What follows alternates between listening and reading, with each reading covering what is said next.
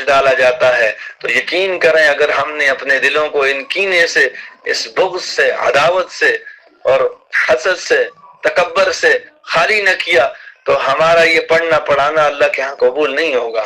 ہمارا یہ جو ہے تہجد پڑھنا، یہ اشراق پڑھنا، چاشت پڑھنا، اوابین پڑھنا اللہ کے ہاں قبول نہیں ہوگا۔ ہم سوچیں کہ ہمارے دلوں میں کیوں دوسروں کے لیے کینہ ہوتا ہے، کیوں دوسروں کے لیے عداوت آتی ہے، کیوں دوسروں کے لیے جو ہے یہ چیزیں آ رہی ہیں۔ اس کی وجہ یہ ہے کہ ہم مٹے ہوئے نہیں ہیں، ہم مرے ہوئے نہیں ہیں ہمارا۔ اسی لیے ہمارے حضرت جی رحمت اللہ علیہ فرمایا کرتے تھے موتوا قبل ان تموتوا، مرنے سے پہلے مر جا بھائی۔ جب تک ہم اپنے آپ کو ماریں گے نہیں اس وقت تک ہمارے اندر سے یہ بیماریاں ختم نہیں ہوگی۔ اور یہ بیماریاں ایسے ہی نہیں نکل جاتی، انسان کو محنت کرنی پڑتی ہے، مشائخ کے ساتھ جڑنا پڑتا ہے، مشائخ کے بتائے ہوئے طریقے کے مطابق جو ہے ہمیں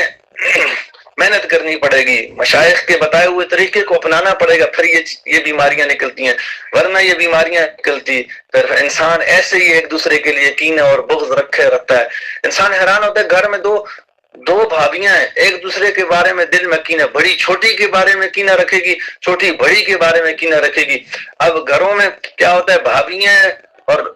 خاون کی بہنیں ہیں، وہ بھابیوں کے بارے میں کینہ اور بھابیاں جو ہے بہنوں کے بارے میں کینہ۔ یہ کیسا زمانہ آ گیا ہے، گھروں میں بھی اسی طرح ہے، دینی مدارس میں بھی اسی طرح ہے، خانقاہوں میں بھی اسی طرح ہے، مساجد میں بھی اسی طرح ہے۔ اللہ معاف کرے، اور پڑھ ہم رہے ہوتے ہیں، ہم یہ سمجھ رہے ہوتے ہیں ہم بڑے نمازی ہیں، ہم تو بڑے تہجد گزار ہیں، ہم تو بڑے ذاکر ہیں، لیکن ہمارے دل ایک دوسرے کے لیے صاف نہیں ہے۔ یاد رکھیں جس بندے کا دل،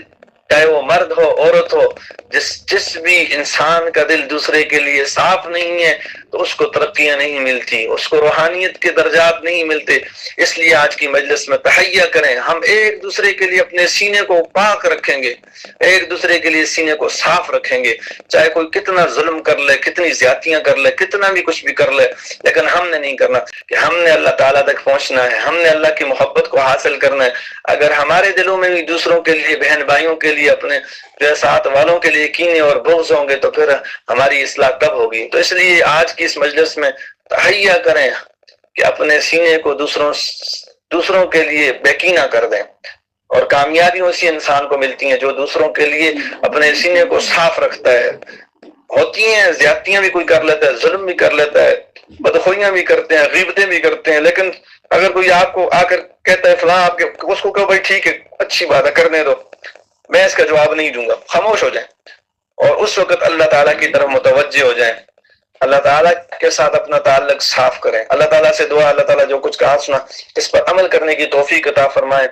اور ہمیں بھی دوسروں کے لیے اپنے سینے کو بیکینہ کرنے کی توفیق عطا فرمائے۔ وآخر دعوانا ان الحمد للہ رب العالمین۔